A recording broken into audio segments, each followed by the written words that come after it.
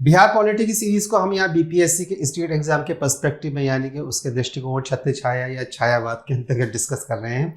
और इसमें हमने गवर्नर को लगातार डिस्कस करते हुए उसके पहले भाग को हमने यहाँ पे देख लिया था। जो पहला लेक्चर था उसमें हमने बिहार के राज्य सरकार के विभिन्न घटकों को देखा था। उन घटक के माध्यम से हमने समझा था कि एक सरकार या विशेष रूप से बिहार की सरकार कैसे काम करती है। फिर नेक्स्ट लेक्चर में हमने देखे थे बिहार के राज्यपाल, और आज राज्यपालों की इसी सीरीज श्रृंखला में हम लोग देखेंगे भाग 2 के अंतर्गत कि राज्यपाल के दूसरे संवैधानिक प्रावधान, उसकी कार्यकारी शक्तियां क्या हैं। उसको करने से पहले एक क्विक रिवीजन कर लेते हैं। और हमने कहा कि जो हमारे पास बिहार के पहले राज्यपाल मिले वो एक ब्रिटिश अधिकारी थे, नाम था सर जेम्स डेविड सिफ्टन। और ये कब से रहे, तो ये रहे 11 फरवरी 1935 से 10 मार्च 1937 तक। फिर हमको मिलते हैं जयराम दौलत राम, ये स्वतंत्रता के समय के बिहार के राज्यपाल थे। फिर हमको मिलते हैं अणी, और ये जब भारत रिपब्लिक होता है, गणतंत्र हमारा आता है, तो ये उस समय के बिहार के राज्यपाल रहे।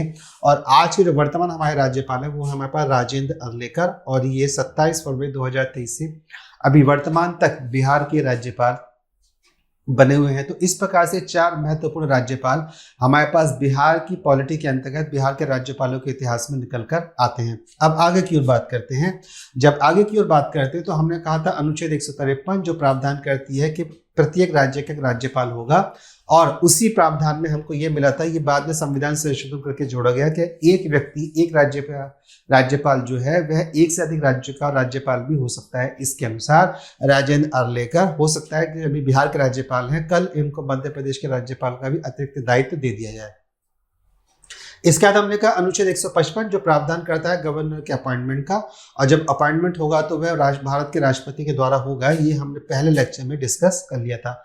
आगे की ओर बात कर लेते हैं। अब हम देखते हैं गवर्नर की जुडिशियल पावर। हमने लास्ट लेक्चर में डिस्कस की थी गवर्नर यानी कि राज्यपाल की विधायी शक्तियां, लेजिस्लेटिव पावर, और आज हम डिस्कस करेंगे उनकी न्यायिक शक्तियां। तो governor advise the president upon the matter related to the appointment of the जजेस of the concern high court. अनुच्छेद 217 को ध्यान में रखिए। 217 का सार ये कह रहा है कि अगर राज्य के हाई कोर्ट में न्यायाधीशों की नियुक्ति होने, तो संवैधानिक प्रावधान ये कहता है कि जब राज्य के हाई कोर्ट में या राज्य के उच्च न्यायालय में, पटना हाई कोर्ट में जब न्यायाधीशों की नियुक्ति होगी तो गवर्नर प्रेसिडेंट को एडवाइस करेंगे upon the matters related to, ऐसे विषयों पर जो संबंधित हैं अपॉइंटमेंट यानी कि नियुक्ति किसके, न्यायाधीशों की। तो न्यायाधीशों की नियुक्ति के विषय से संबंधित विषयों पर वहां के राज्यपाल राष्ट्रपति को एडवाइस करेंगे, अर्थात अपना परामर्श या मत देंगे। Governor upon the advice of the high court can appoint the transfer the promote the जजेस of the district and the other subordinate court. और ये प्रावधान करता है अनुच्छेद 233, जिसके अनुसार राज्यपाल upon the advice of the high court, उच्च न्यायालय के परामर्श के अनुसार ट्रांसफर और प्रमोट, स्थानांतरण करते हैं, पदोन्नति करते हैं किसकी, जजेस की, of the district and the other subordinate court. और हमने पता करा था जब हमने पहला लेक्चर देखा था तो जिसमें हमने राज्य के विभिन्न घटकों का अध्ययन करा था, उसमें हमने न्यायपालिका का भी अध्ययन करा था। उसके अनुसार भारत की न्याय व्यवस्था जो है वो एकीकृत इंटीग्रेटेड सिस्टम है, और उस इंटीग्रेटेड सिस्टम में हमको 2 डिवीजन देखने को मिलेंगे। एक डिवीजन हमको देखने को मिलता है उच्च न्यायपालिका का, और दूसरा डिवीजन हमको देखने को मिलता है अधीनस्थ न्यायपालिका का। तो सुप्रीम कोर्ट और हाई कोर्ट उच्च न्यायपालिका की श्रेणी में आते हैं, और इसके साथ ही डिस्ट्रिक्ट कोर्ट और दूसरे प्रकार के जो अन्य कोर्ट है, जैसे फैमिली कोर्ट हो जाता है, रेवेन्यू कोर्ट हो जाता है, फास्ट ट्रैक कोर्ट हो जाता है, या क्रिमिनल कोर्ट हो जाता है, ये सारे के सारे अधीनस्थ न्यायालय की या न्याय पद्धति की संज्ञा के अंतर्गत आते हैं। तो वो कहते हैं कि जब उच्च जिला न्यायालय और अन्य न्यायालयों के न्यायाधीशों का स्थानांतरण होगा या उनकी पदोन्नति होगी, तो इसमें गवर्नर हाई कोर्ट के साथ डिस्कस करेंगे on the advice of the high court, और हाई कोर्ट के परामर्श के अनुसार ही ये ट्रांसफर पदोन्नति होगी। इसका प्रावधान हमको कहाँ मिलता है, तो प्रावधान मिलता है अनुच्छेद 233 के अनुसार। तो अनुच्छेद 217 प्रावधान करती है कि गवर्नर एडवाइस देंगे प्रेसिडेंट को, और उसमें जो वो एडवाइस देंगे तो कंसर्न हाई कोर्ट के संबंधित राज्य हाई कोर्ट के न्यायाधीशों की नियुक्ति के संबंध में अपनी एडवाइस देंगे। और अनुच्छेद 233 प्रावधान करती है कि वो हाई कोर्ट के साथ परामर्श करेंगे, और हाई कोर्ट के परामर्श के अनुसार ही वो डिस्ट्रिक्ट जज, डिस्ट्रिक्ट जिला न्यायाधीश और अन्य न्यायाधीशों की नियुक्ति, अन्य न्यायाधीशों का ट्रांसफर और उनकी पदोन्नति उस परामर्श के अनुसार अनुच्छेद 233 के प्रावधानों का संज्ञान लेते हुए करेंगे। न्यायिक शक्तियों में आगे देखते हैं, आगे क्या है। आर्टिकल 161 अनुच्छेद 161 क्या कहता है, grant pardon, reprieve, respite or remission of the punishment or the suspend, remit, commute sentence of the any person convicted of the any offence against any law. सीधी सी बात यह है कि मृत्युदंड को छोड़कर अनुच्छेद 161 के प्रावधान के अनुसार, मृत्युदंड को छोड़कर, सीधी भाषा में मृत्युदंड को छोड़कर अनुच्छेद 61 संवैधानिक प्रावधान के अनुसार किसी व्यक्ति को यदि न्यायिक प्रक्रिया के अंतर्गत दोषी मान लिया गया है तो वह उसको क्षमादान कर सकते हैं।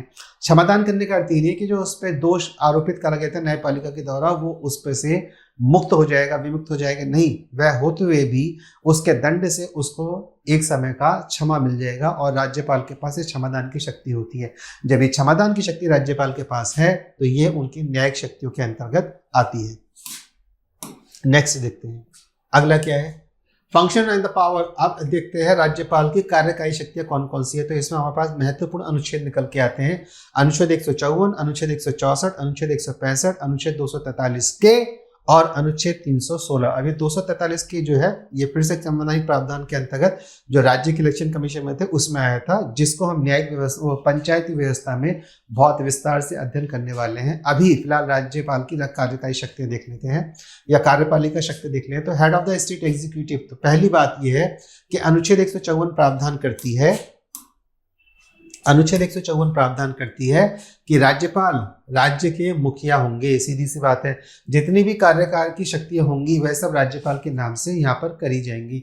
तो राज्य सरकार की ओर से जो भी आदेश आता है, कार्यकारी आदेश आता है या जो भी कोई प्रस्ताव पारित कर जाता है तो वह राज्यपाल के नाम से ही पारित करा जाएगा। एक बात। दूसरी बात, ही अपॉइंट द चीफ मिनिस्टर, हाँ बिल्कुल सही है, अनुच्छेद 164 के अंतर्गत वह मुख्यमंत्री की नियुक्ति करते हैं and upon advice other minister, other members of the council of the minister, और इसके साथ ही मुख्यमंत्री के परामर्श के अनुसार वह दूसरे मंत्रियों की अर्थात मंत्रिपरिषद के दूसरे सदस्यों की नियुक्ति भी करते हैं। तो यानी कि बिहार के जो मुख्यमंत्री है वह नीतीश कुमार है, जो नीतीश कुमार की नियुक्ति हुई है, मान लेते हैं उस समय जो राज्यपाल थे वो राजेंद्र आर्ले करी थे, तो उन्होंने अनुच्छेद 164 का संज्ञान, संवैधानिक प्रावधानों का संज्ञान लेते हुए बिहार के चीफ मिनिस्टर की नियुक्ति करी थी और बिहार के चीफ मिनिस्टर की नियुक्ति करते हुए फिर नीतीश कुमार बिहार के चीफ मिनिस्टर बनते हैं, मुख्यमंत्री बनते हैं। हाँ मैंने बताया ना मेरे मुंह में थोड़ा सा छाला हो रहा है तो उसको लेकर थोड़ा इश्यू आ रहा है। हाँ, तो बिहार के मुख्यमंत्री बनते हैं। अब वो नीतीश कुमार उनको बताएंगे कि इस व्यक्ति को मंत्री बनाना है और उनकी एडवाइस के अनुसार फिर राज्यपाल उन संबंधित व्यक्तियों को कैबिनेट मिनिस्टर के रूप में या राज्य मंत्री के रूप में वहां पर बुलाते हैं और फिर उनको शपथ करवा के उनकी नियुक्ति करवाते हैं। तो आपने देखा होगा जो शपथ ग्रहण समारोह होता है वो वास्तव में मंत्रियों की नियुक्ति ही हो रही होती है, जिसमें शपथ लेने के बाद वो एक स्थान पे बैठते हैं चेयर और टेबल पे और वहां पे 2 बुक होती है जिसपे अपने सिग्नेचर करते हैं। उन सिग्नेचर के साथ ही उनकी नियुक्ति वहां पर संपन्न राज्यपाल के माध्यम से हो जाती है। Governor appoint the advocate general, अनुच्छेद 165, इसको बहुत डिटेल में हम अलग से पढ़ेंगे। एडवोकेट जनरल महाधिवक्ता राज्य के जो है इसकी एक अलग से लेक्चर मैंने तैयार करा है। स्टेट इलेक्शन कमीशन और 243 के अंतर्गत वो राज्य के चुनाव आयुक्त की नियुक्ति करते हैं, the member of the state public service commission. इसके साथ ही आप जिसकी तैयारी कर रहे हैं वो बीपीएससी करवाएगा तो बिहार पब्लिक सर्विस कमीशन, और Bihar public service commission Bihar लोक सेवा आयोग के सदस्यों की नियुक्ति और उसके अध्यक्ष की नियुक्ति अनुच्छेद 316 के अंतर्गत संबंधित राज्य के राज्यपाल ही करते हैं। तो अनुच्छेद 154 मुख्यमंत्री और अनुच्छेद 154 राज्य के कार्यकारी अध्यक्ष के रूप में राज्यपाल काम करते हैं, तो साइड डिसीजन के नाम से ले जाएंगे। अनुच्छेद 164 मुख्यमंत्री और अन्य मंत्रियों की नियुक्ति होगी। अनुच्छेद 165 राज्य के महाधिवक्ता, 243 के अंतर्गत राज्य के चुनाव आयुक्त की नियुक्ति होगी और 316 के अंतर्गत जो लोक सेवा आयोग के सदस्य उनके अध्यक्ष होते हैं उनकी नियुक्ति राज्य के राज्यपाल के द्वारा करी जाती है। तो ये कुछ महत्वपूर्ण कार्यकारी शक्ति राज्यपाल की राज्य के अंतर्गत रहती है। आगे देखते हैं नेक्स्ट। अब जब नियुक्ति हो गई है मंत्रियों की तो he allocate the portfolio among the minister. इसके बाद एक लिस्ट निकल के आती है। शपथ ग्रहण समारोह हो गया, हमने बहुत अच्छी तरीके से शपथ ग्रहण समारोह कर लिया। उसके बाद एक न्यूज आती है कि राज्यपाल ने कि किस मंत्री को कौन सा विभाग मिला। तो किस मंत्री को कौन सा विभाग मिला ये अंततः तो चीफ मिनिस्टर ही डिसाइड कर रहे हैं, लेकिन जो ऑफिशियल औपचारिक कम्युनिकेशन होगा उसके अंतर्गत राज्यपाल इस पे सिग्नेचर करते हैं या वह संबंधित विभाग किसी मंत्री को अलॉट करते हैं। तो ये allocate the portfolio among the minister, तो किस मंत्री को कौन सा मंत्रालय मिला है यह राज्य के संबंधित राज्यपाल उसको आवंटन करते हैं। He can seek any information regarding the administration of the affair of the state and the proposal for the legislation from the chief minister। Bengal में आए दिन हम कई विषयों को सुनते रहते हैं और उन कई विषयों के अंतर्गत मुख्यमंत्री ममता बनर्जी और जो बंगाल के राज्यपाल हैं उनके बीच में कई विषयों को लेकर टकराव होता रहता है, क्योंकि जब भी बंगाल में लॉ एंड ऑर्डर की कोई समस्या निकल के आती है, विधि और कानून व्यवस्था की लेकर कोई विषय निकल के आता है, तो वहां के राज्यपाल फिर सीधी एक रिपोर्ट राज्य सरकार से ले लेते हैं। तो जब वो राज्य सरकार से रिपोर्ट लेते हैं तो वही यह विषय है, he can seek any information, वह जानकारी मांग सकते हैं regarding the administration of the affair, प्रशासन के विषयों के संबंध में, किसके, स्टेट के संबंध में, proposal for the legislation from the chief minister, या कौन सा विधि सम्मत प्रस्ताव आप लेके आ रहे हैं, क्यों लेके आ रहे हैं, तो इसकी जानकारी वह चीफ मिनिस्टर से मांग सकते हैं। Appoint the vice chancellor of the state, हमने विश्वविद्यालय सुनेंगे, विश्वविद्यालय में जो सर्वोच्च अधिकारी होता है उसको बोलते हैं कुलपति, कुलपति को इंग्लिश में बोलते हैं वाइस चांसलर, क्योंकि सारे जितनी भी राज्यों की यूनिवर्सिटीज होती हैं उनकी जो हेड ऑफ द स्टेट होते हैं, वाइस चांसलर होते हैं, वो सारे के सारे यूनिवर्सिटीज के महाविद्यालयों के अपने आप में गवर्नर ही रहते हैं। तो he can remand the imposition, recommend the imposition of the constitution emergency in the state of the to the president article under the 356। अब बात को समझिए, संविधान का भाग है भाग 18 जिसके अंतर्गत आपातकाल का प्रावधान हमको मिलता है। भाग 18 के अंतर्गत अनुच्छेद 352 हो गया, 356 हो गया, 360 हो गया, 3 प्रकार के आपातकाल हमको यहाँ पे मिलते हैं। 352 में हमको मिलता है राष्ट्रीय आपातकाल, 356 में हमको मिलता है राज्य आपातकाल और 360 में हमको मिलता है वित्तीय आपातकाल।